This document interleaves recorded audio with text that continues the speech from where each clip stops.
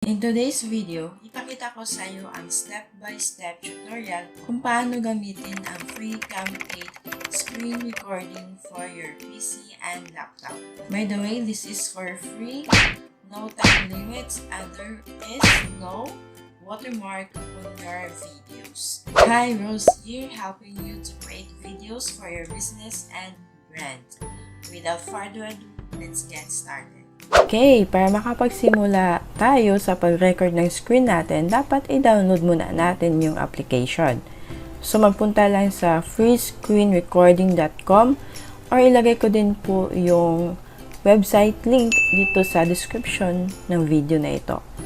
Pagkatapos, you just need to enter your email address and then click download. So, once na naklik mo na yung download button, automatic na mag-download yung file dun sa laptop mo or sa PC mo. So, you just need to open the file after ma-download para ma-install siya. And then, accept the terms and click install. So, follow mo lang po yung on-screen instruction kung paano siya i-install. And don't forget to click the I accept the terms in the license agreement. And then, once done, pwede natin gamitin ang free cam. The next step is mag-record na tayo ng screen sa laptop or PC mo.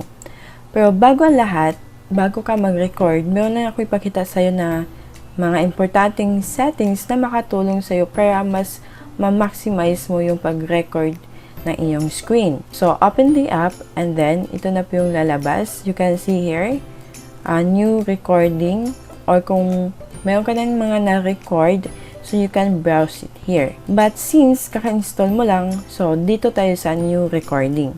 I-click mo lang itong new recording.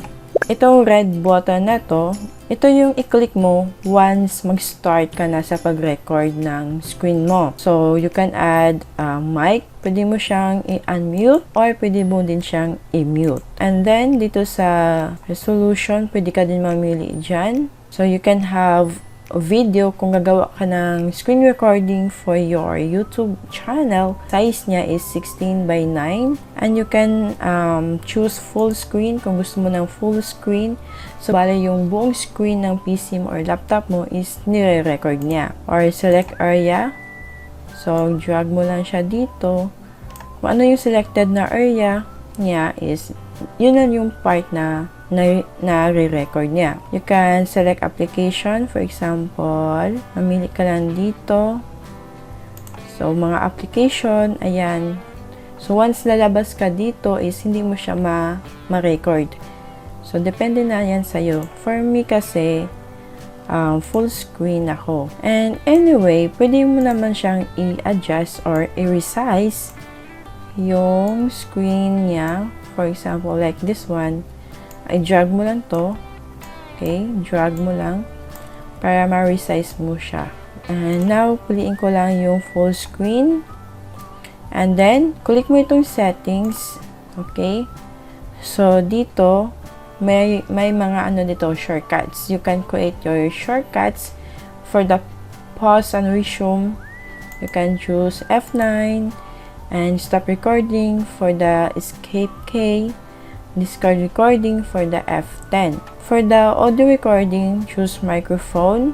Okay? And then, choose the mic kung anong ginagamit mo na external mic. And then, volume. And check the record system sounds.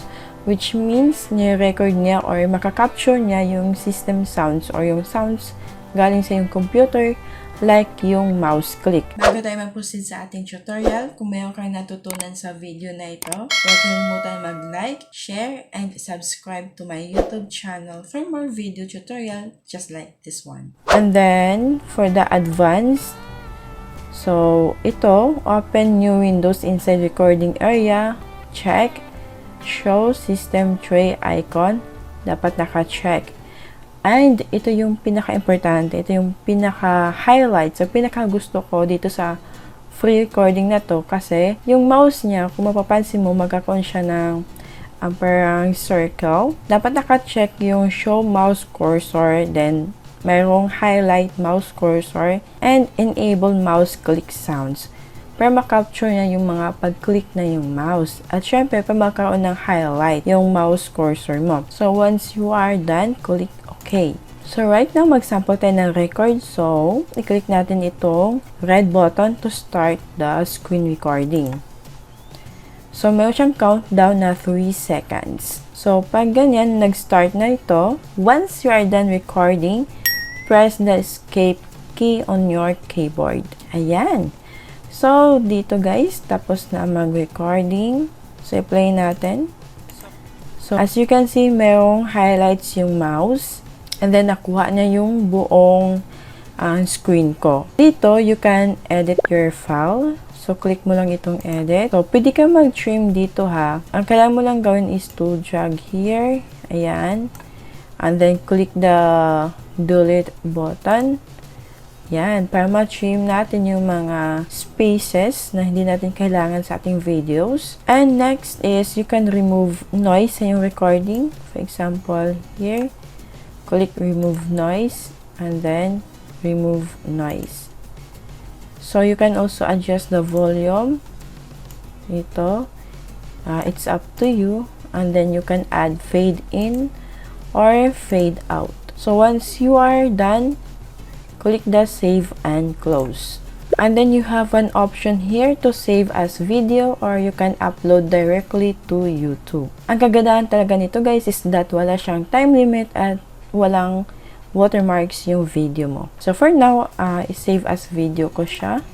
And then you just need to choose the destination file kung saan mo siya gustong i-save.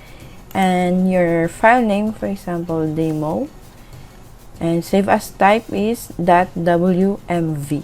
And then click save.